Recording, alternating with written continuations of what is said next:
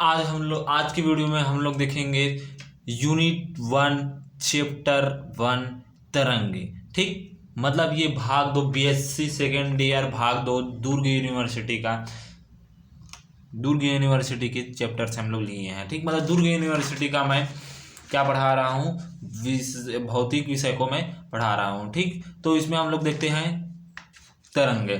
ठीक, तरंगे किसे कहते हैं सबसे पहले हम लोग समझ लेते हैं। ठीक, हमें तरंगे क्या था, आंखों से दिखाई नहीं देता, लेकिन उसको वैज्ञानिकों ने कैसा देखा तरंगे को, वो तरंगे एक सरल रेखा में गमन नहीं करता। मतलब तरंगे किस में होता है, ऊपर कभी नीचे, कभी ऊपर फिर नीचे, फिर ऊपर फिर कभी नीचे, फिर ऊपर फिर कभी नीचे, ऐसे होते रहते हैं। ठीक, इसे बोला जाता है तरंग बोला जाता है। ठीक, यदि दूसरा तरंग आ रहा है तो ये अपने यहाँ से जाएगा, फिर यहाँ से ऊपर ऐसे जाएगा, फिर यहाँ से जाएगा, फिर ऐसे जाएगा। मतलब ये यहाँ पर जो मिल रहा है ना, इसी को क्या बोला जाता है, अध्यारोपण बोला जाता है। अध्यारोपण।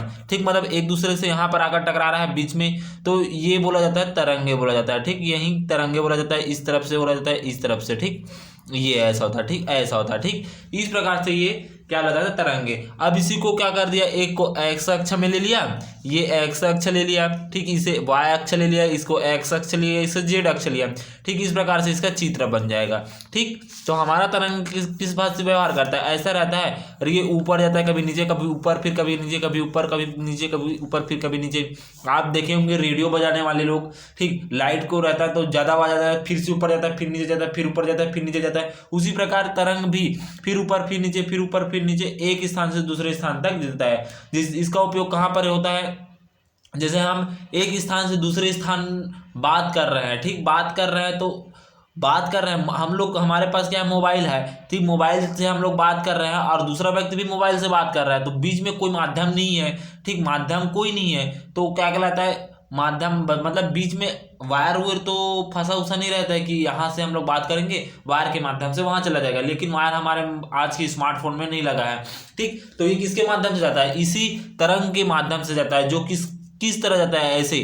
ठीक है, कभी ऊपर, फिर कभी ऊपर, फिर कभी ऊपर, कभी ऊपर, फिर कभी नीचे, फिर ऊपर, कभी नीचे, फिर ऊपर। ठीक, इस प्रकार से ये जाता है।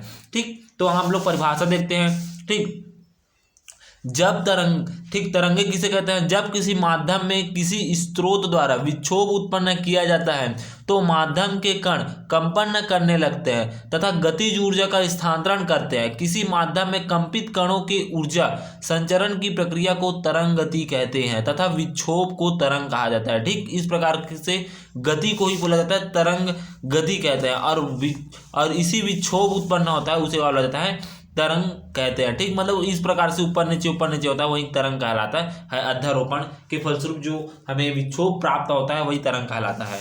ठीक, अब उसके बाद इसकी विशेषताएं देख लेते हैं तरंग का।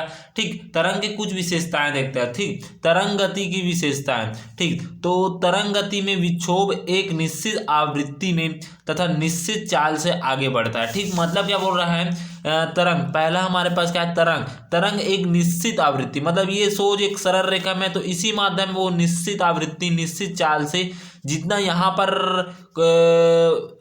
कोण बना है, मतलब यहाँ से यहाँ तक की दूरी जितना है उतना ही यहाँ से यहाँ तक का दूरी होगा, फिर यहाँ से यहाँ तक का दूरी, मतलब एक, ठीक, एक सीधी रेखा में एक साथ एक समय में एक ही आवृत्ति में आगे बढ़ती है, ऐसा बोल रहा है। ठीक, इस प्रकार से हो गया पहला।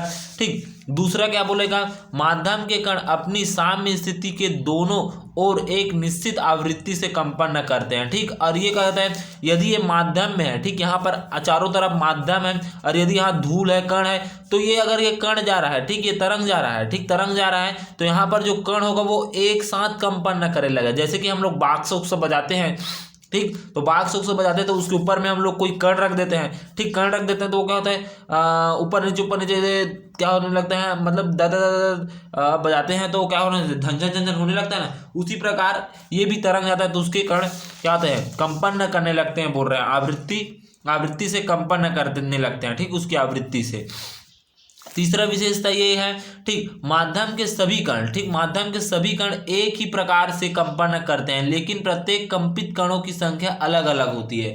ठीक, जो माध्यम में कण है वो एक ही प्रकार से कंपन न करेंगे। ठीक, जो कण है, ये कण है, ये कण है, ये कण है, ये कण है, ठीक, ये कण है, ये कण है, ये कण है, सभी क्या है, एक ही प्रकार से कंपन न करेंगे। जितना जितना आवृत्ति का ये कंपन न करेगा, उतना आवृत्ति का भी ये भी कंपन न करेगा, लेकिन इसकी संख्या क्या होगा, अलग अलग होगा। इसकी कण की संख्या क्या है, n1 है, इसकी कण की संख्या n2 है, इसकी कण की संख्या n3 है, मतलब इसकी संख्या क्या है, अलग अलग है। ठीक, लेकिन कंपन न करेगा एक जैसा ही। ठीक, ये बता रहा है। ठीक, तीसरा, माध्यम में ऊर्जा का संचरण विक्षोभ के आगे बढ़ने की दिशा में होता है। ठीक, और माध्यम में जो ऊर्जा है, विक्षोभ जैसे जैसे आगे बढ़ते जाएगा उसके ही क्या होता है, दिशा में होता है। ठीक, इस प्रकार से 4 विशेषता हैं।